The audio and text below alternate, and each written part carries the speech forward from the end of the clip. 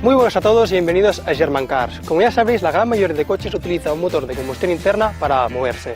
Uno de los problemas de este motor es que para arrancar se necesita 100 revoluciones si es de gasolina y 250 si es de diésel. Así que los fabricantes, para poder arrancarlo, incorporan en los coches un pequeño motor eléctrico auxiliar para que les proporcione el giro. Hoy en German Cars os vamos a enseñar cómo es y cómo funciona un motor de arranque.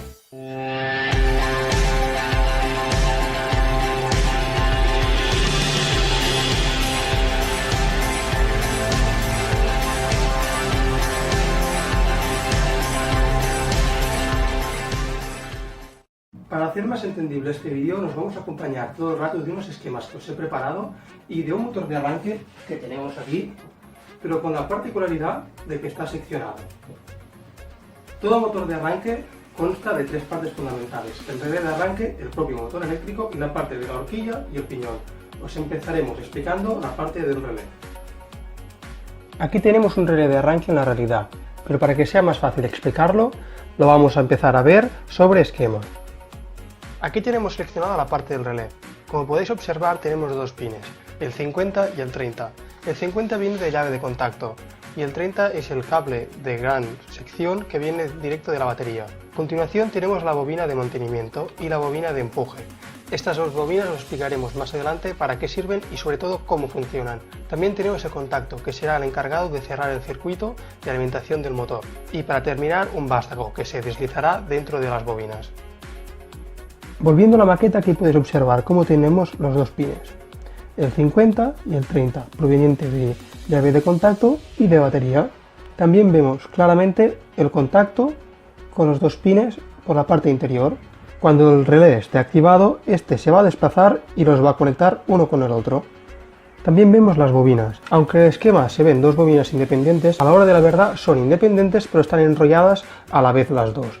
Aquí observamos la única parte que ahora se ve del vástago, ya que el vástago pasa por dentro de las bobinas. Ahora a continuación nos vamos a centrar en la parte de la horquilla y el piñón y todos sus complementos.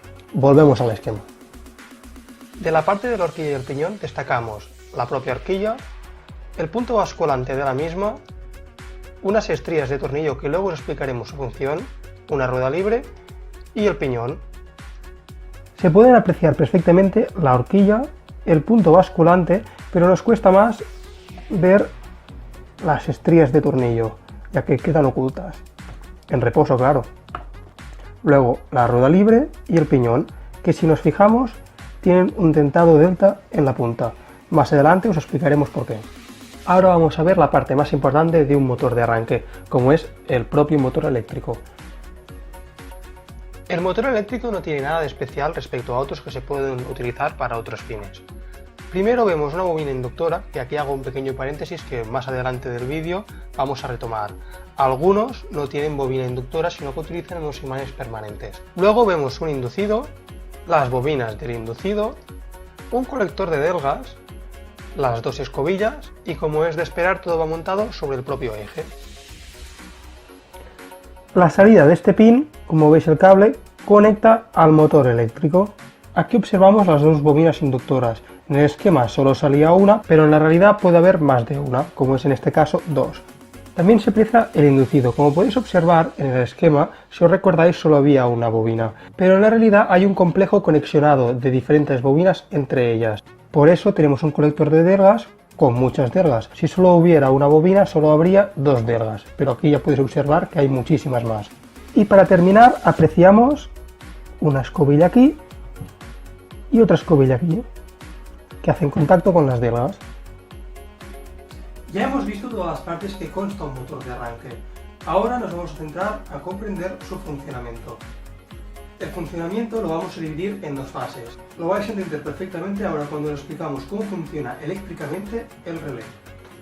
Volvemos a estar en el esquema. Como podéis observar, tenemos la bobina de mantenimiento que ya hemos comentado antes y la bobina de empuje o accionamiento. Cuando giramos la llave de contacto hasta el final entramos en la primera de las dos fases, y es que alimentamos con 12 voltios las dos bobinas, la de mantenimiento y la de empuje. Siempre hay 12 voltios en el pin 30.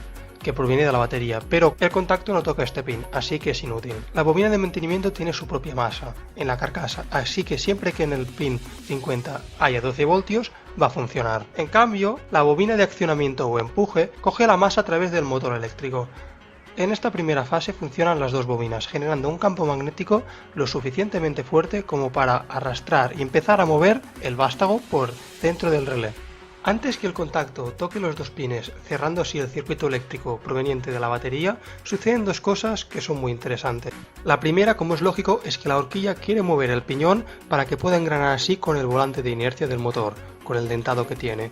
Aparte del dentado delta, también le ayuda a las estrías de tornillo que habíamos comentado anteriormente. Pero aún hay más. Os habíamos dicho que la bobina de accionamiento cogía la masa a través del motor eléctrico. Así que aunque el sistema ahora solo esté alimentado por los 12 voltios de la llave de contacto, el motor eléctrico ya empieza a tener un leve giro que nos ayudará a facilitar el acople.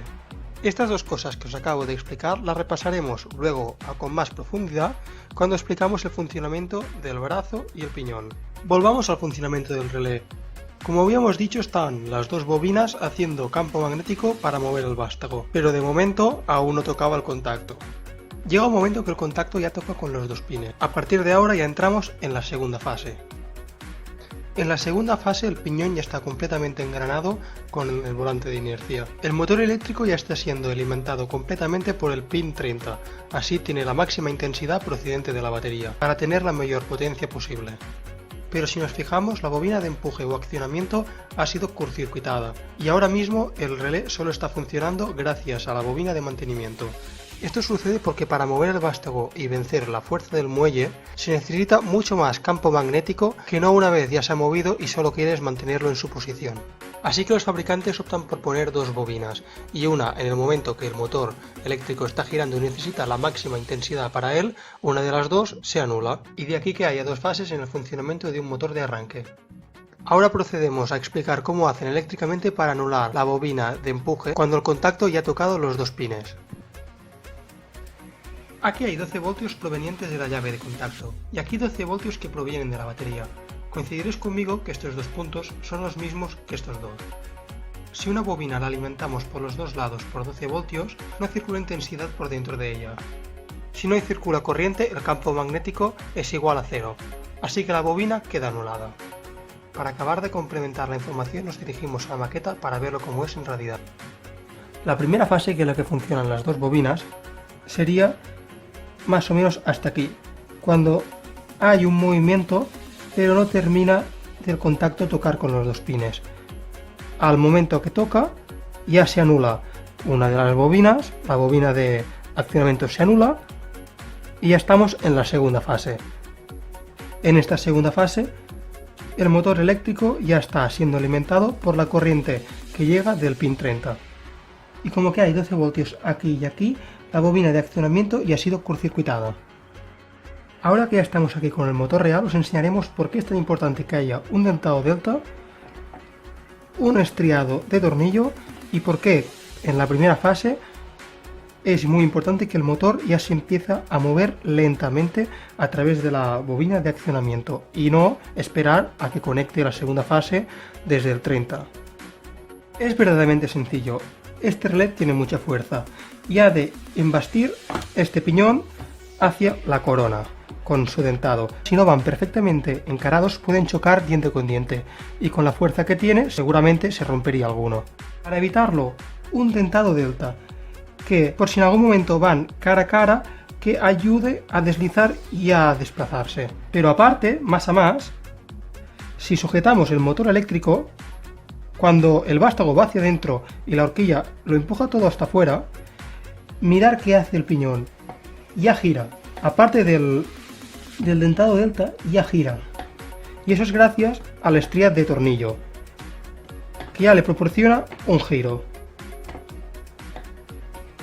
Y por si fuera poco, todo esto acompañado ya de un leve giro del motor eléctrico. Así es prácticamente imposible que los dientes del piñón y de la corona choquen. Nunca van a entrar linealmente, sino con un movimiento rotativo del piñón que ayudará a encajar siempre. Y a todo eso os preguntaréis, ¿por qué quiero yo una rueda libre en un motor de arranque? Pues muy fácil, cuando quieres arrancar un motor diésel, por ejemplo, el motor eléctrico gira 250 revoluciones por minuto y engrana.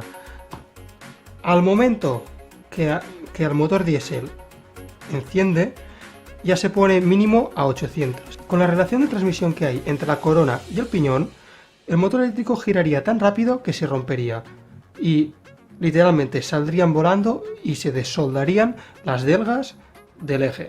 Para protegerlo, la rueda libre. La rueda libre nos permite que el motor eléctrico haga girar sí o sí el piñón, pero si el piñón quiere girar el motor eléctrico, no puede. Así, cuando el motor térmico enciende, este nunca podrá arrastrar el motor eléctrico. En un motor de arranque puede haber diferentes tipos de conexionado entre la bobina inductora y la bobina del inducido. Depende de cómo se conecten, el comportamiento del motor va a ser diferente y todo depende del tipo de vehículo al que esté destinado. Por ya mencionar que hay motores de arranque que ya no utilizan bobinas inductoras, sino que utilizan imantes permanentes que las suplantan. Todo esto ahora lo vamos a averiguar.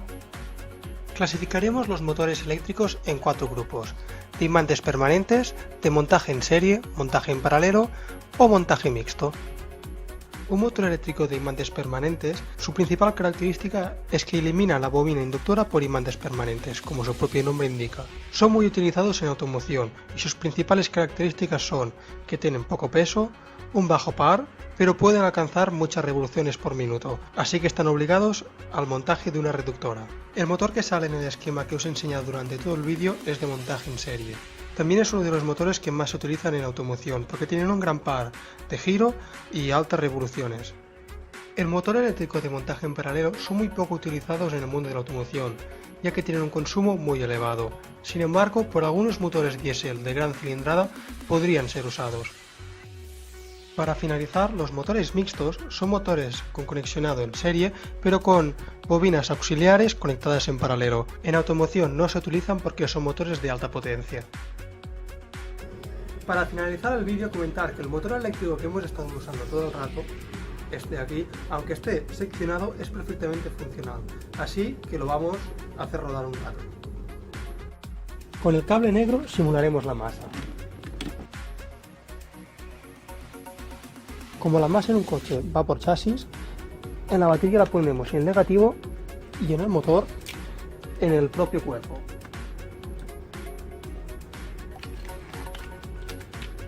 El positivo sí que es el cable que va de la batería al pin 30, que ya debéis saber, con una sección bastante gruesa, ya que es por donde pasa toda la intensidad que ha de mover el motor eléctrico a la máxima potencia.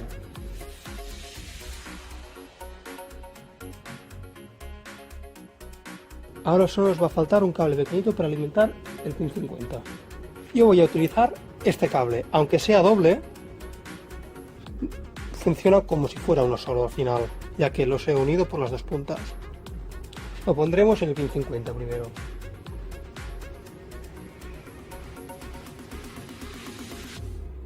Una vez hecho esto, solo queda simular la llave de contacto con este cable de aquí, poniéndolo en el borne positivo de la batería. 1, 2 y 3.